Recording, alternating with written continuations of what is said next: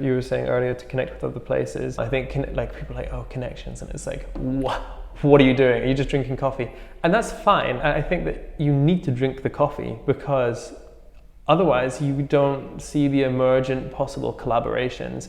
But if it stays at that level of drinking coffee, it's a social club, and that's also fine, but I'm more interested in outcomes orientation, right? The intentions are important, of course, but like, are we doing what we said we wanted to do, and is what we said we wanted to do useful in the first place? But isn't it not so direct or linear in the sense that like when you have your coffee you will not then figure out what you're going to do together? Absolutely not. So you're building a connection first, you're building a relationship with someone. You're building a serendipity network. A serendipity network. Which you don't have a control over how it comes together necessarily. So in this sense it's always worthwhile to just have that coffee, and then you activate the connection when there is something that is very clear and linear that you can both do together in a way that makes sense.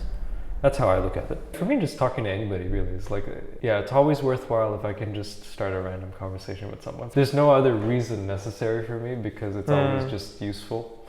Just the act in itself is useful because it's pushing against the force of that thing I was trying to articulate earlier, which prefers that we stay individualized and more separated. For me, it's because I feel like I'm trying to escape that. It's always worthwhile for me to just connect, and that's fine. Like we don't have to talk after that, or we can. It's all just like opening things up little by little, and that's worthwhile.